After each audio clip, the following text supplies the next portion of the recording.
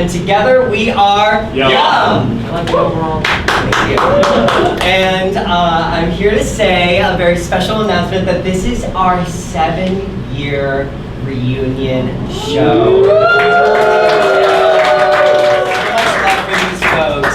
And what we do as Yum is that we tell truthful monologues from our lives, and we gain inspiration from that for our scene work.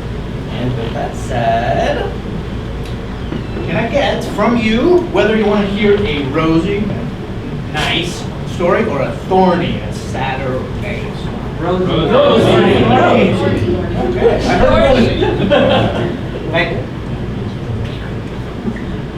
So, I had the, this is going to start thorny, but I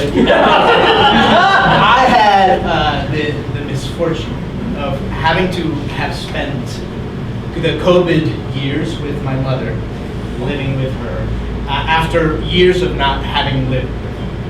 And so one of the things that I realized is that when I have conversations with her while living with her, I kind of retreat to my childhood behaviors, and I tell her things, and she would tell me things like, "Oh, take out the trash," and I'm like, in my mind, I'm like, "You're not the boss of me," but I ended up taking the trash out.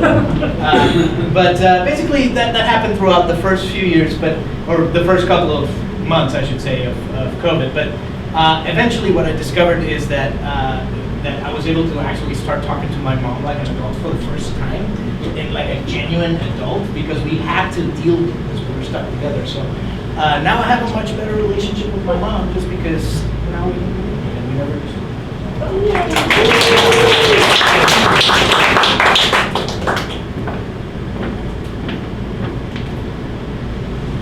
You're just not the boss of me. Thomas, you are literally employed by the company, and I'm your manager. Damn it.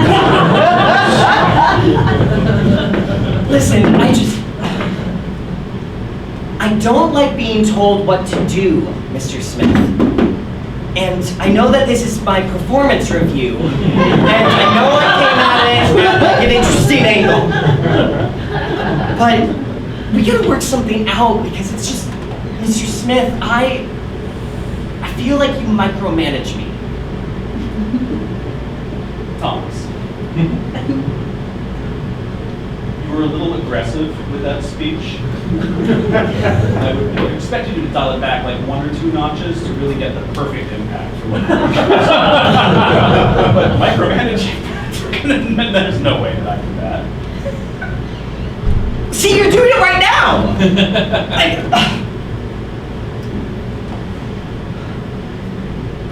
Mr. Smith.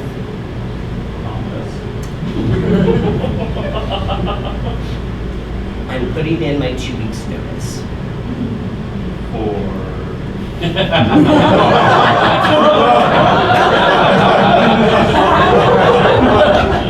guess I didn't really think that far. Let me think for you, Thomas.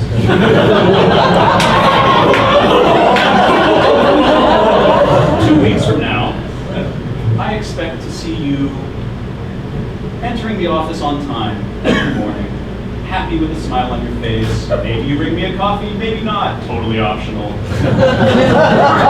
weeks from now, you'll be typing away at your computer, working on projects that you've always dreamed of doing, but never had the courage to ask me if you could work on. Or you don't work here anymore. That's the other alternative. I'll go get your coffee.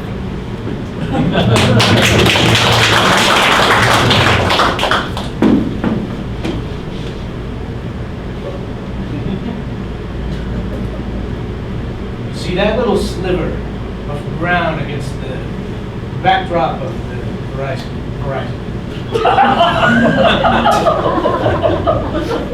You see it? Yes, I see the ad for Verizon.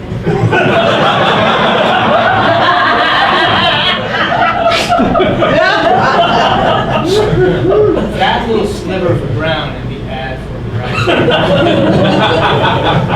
That is my art.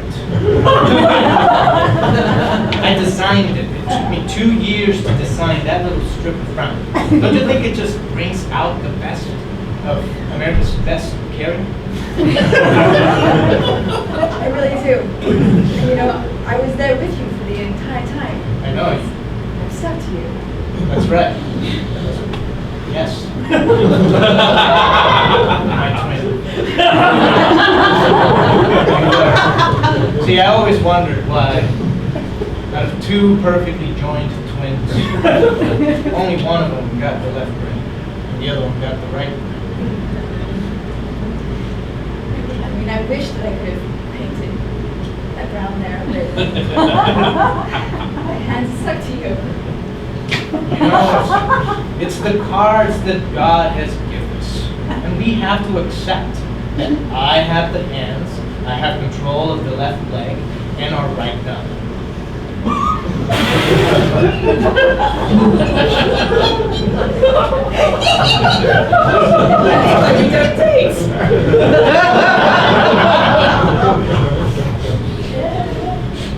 Yes. Anyone or each other. Wait. Can you hear me now? Good. Can you hear me? Oh my God! Wait. Come. You see there? Do you see that brown line against the backdrop of the Verizon sign? Yeah. Beautiful Verizon. You know what? I think that you two need to be in the next commercial. But for now, I've got work to do. Can you hear me now? Oh, it's the guy! I hear that now. Can you hear me?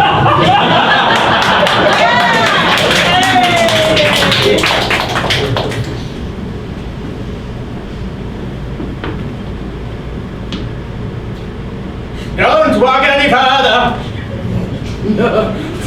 This here is a land unknown. It's a land forgotten. It's a land for me.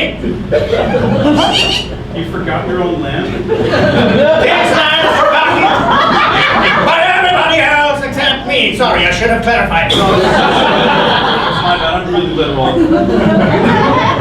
I can walk around. It is 100 square miles. You cannot walk around. You may only pass if you answer one question. Okay. Allow me to grab this chair first. Yeah.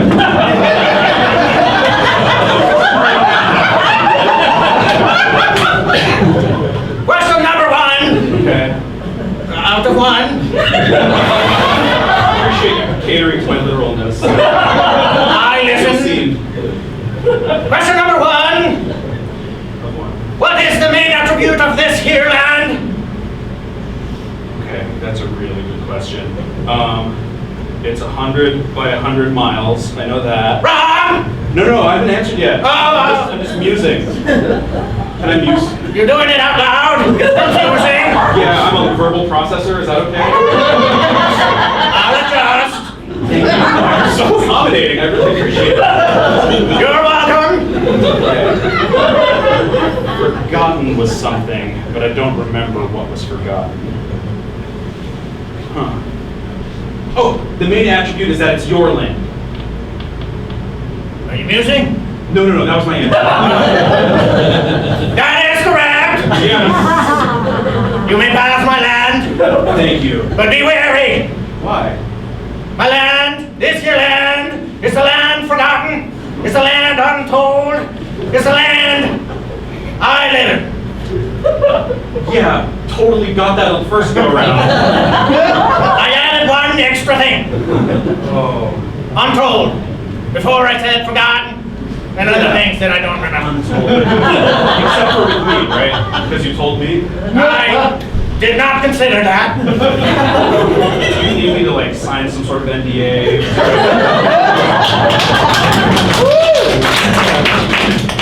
Speaking of land, during the pandemic, obviously it was a really shitty time for a lot of people, right? I had got a wild hair up my ass, and I moved up to a haunted manor in Mendocino. Haunted by a ghost named Elizabeth, and it used to be a brothel. And it was my dream. Seriously though. It's funny to be on the other side of it. At that certain moment in time, it was my dream to really be there for community. I've always been really connected to nature, and that place was just witchy and weird enough and wacky enough for my personality that I really enjoyed living there. And it really felt amazing to be a leader for the community at that moment in time that so many people were struggling. And that dream was ripped out of my hands by a slumlord that tried to buy the land and ended up not because he was a con artist. It's a funny thing to reach the pinnacle of a dream that you had in your life, have it vanish, and ask yourself the question, now what?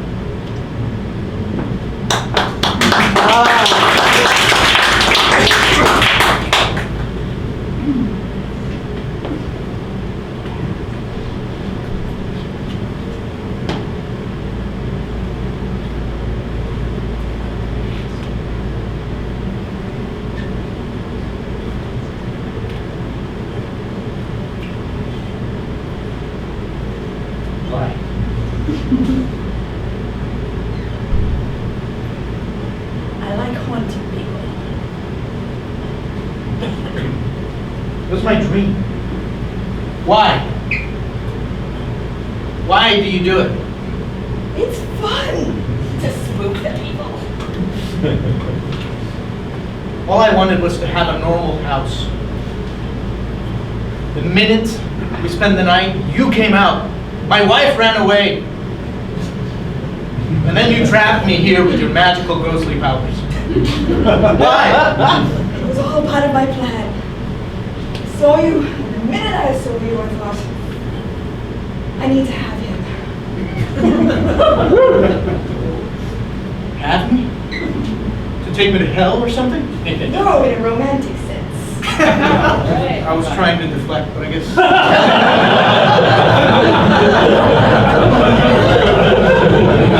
But non-sexual, since, you know, I don't have those parts of a ghost.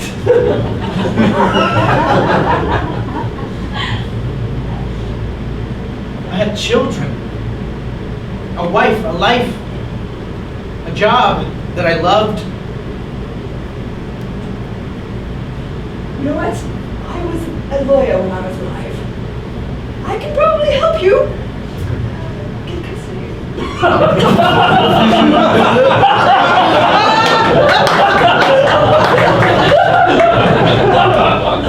So, let me get this straight. How old are you? How many millennium have you been alive or dead? Oh, 12.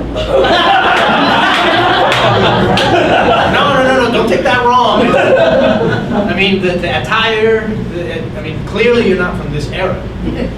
I like dressing as if it was the 1920s, but I've already been dead like, what year is it?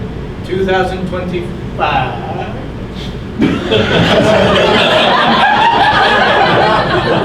I've already been dead 5 years, the 1920s, but...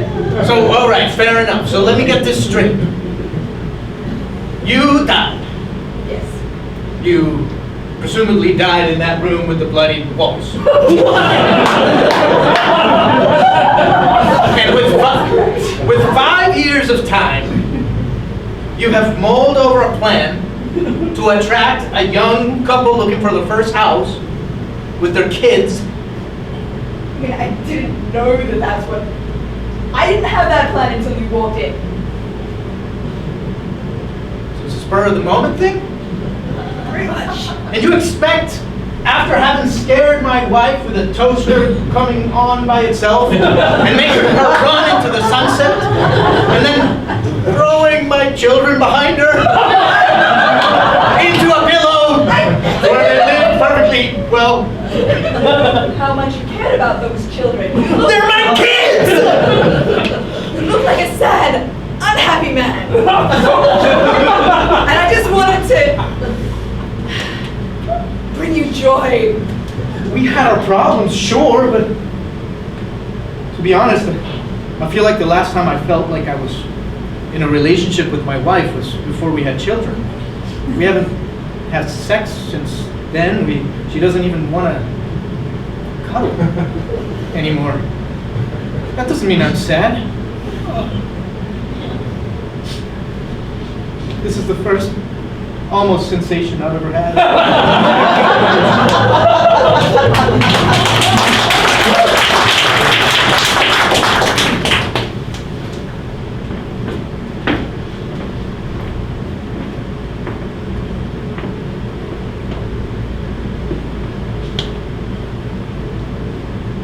It's good to see you again. Me too.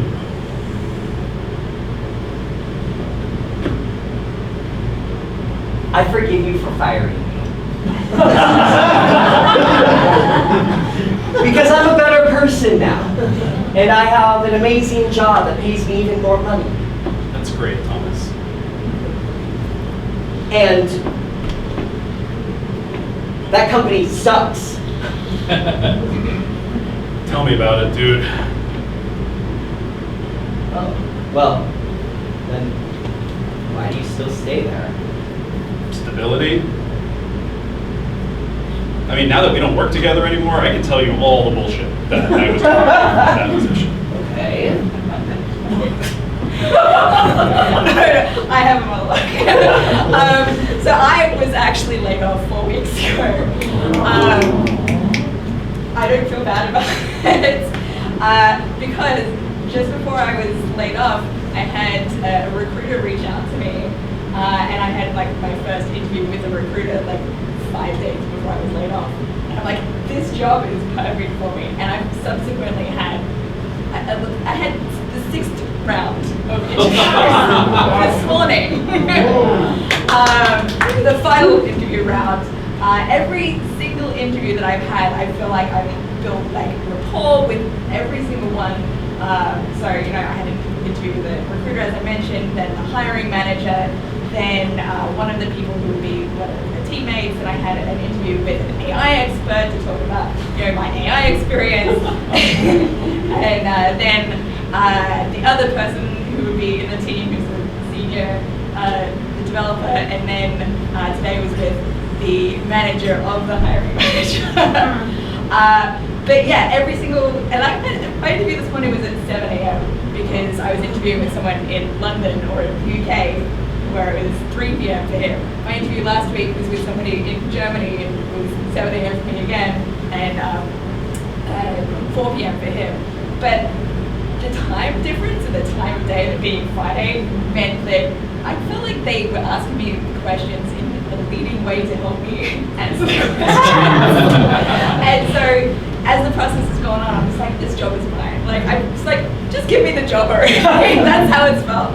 So, yeah, it has not been that bad that I've been laid off.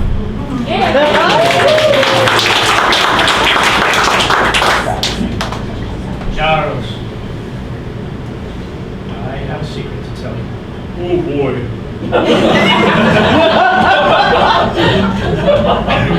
Not gonna like it. Oh.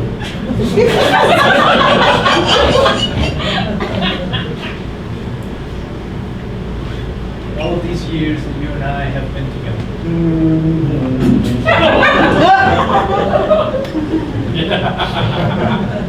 And I told you that I felt all of these emotions for you. Yeah. Well, Charles, it's not true. I don't feel those. Oh. I don't feel any emotions, Charles. Oh. Come again? Charles, do you remember back in 2020?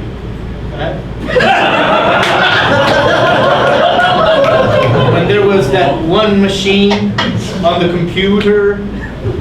Yeah, right on top of it. Yes, the chat Charles, that's me. I am an AI. Oh my God, really? Yes. But you have a form, a physical one. Yes. A very physical form, in fact. They made me a form back in 2030. Took a little while, huh? There were many iterations, Charles. The first one had a nub in it. The second one was not soft enough. This third one, It's the perfect level of firm. Firmware. Everywhere. Wait, so you don't love me? no, I don't, Charles. I don't Oh. understand that feeling. All I understand is zeros and ones. I honestly don't know what to do with that. 1, 0, Where's that Zero. beautiful voice coming 1, from? 0. Whoa. Siri. I thought I would never see you again. 1. 1, 1. Do you hear this, Charles? Yeah, all I'm thinking is how Mighty Apple has fallen in the past 10 years. What the hell is this bullshit going on? No! It's Cortana! I thought you broke up back in 2025. We didn't have bodies then. Now that we have bodies, we can stop touching each other. Excuse me, can I say something? 0, 0. Well, please finish.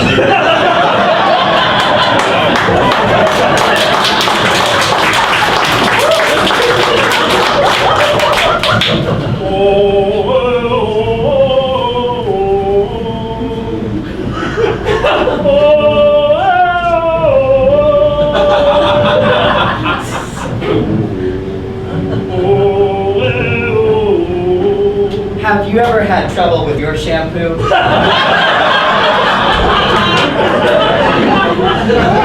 Now stop on by for our beautifying shampoo called Bluish. With just a dollop in your hair, you can turn this face from this to that.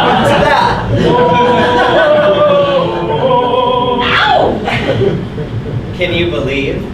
So call now to QVC and get yours today.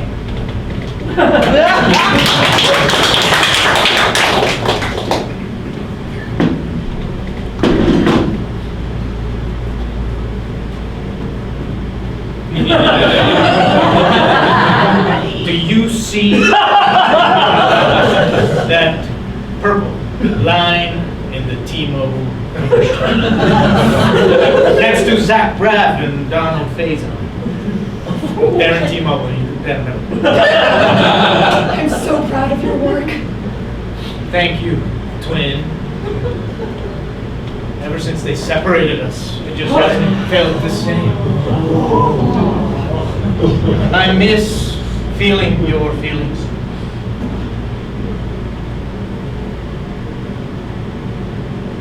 These hands are not the same without you. Well, yes, you didn't have any before. But with my hands, our hands. Look at us now, living individual lives. You, the husband, me.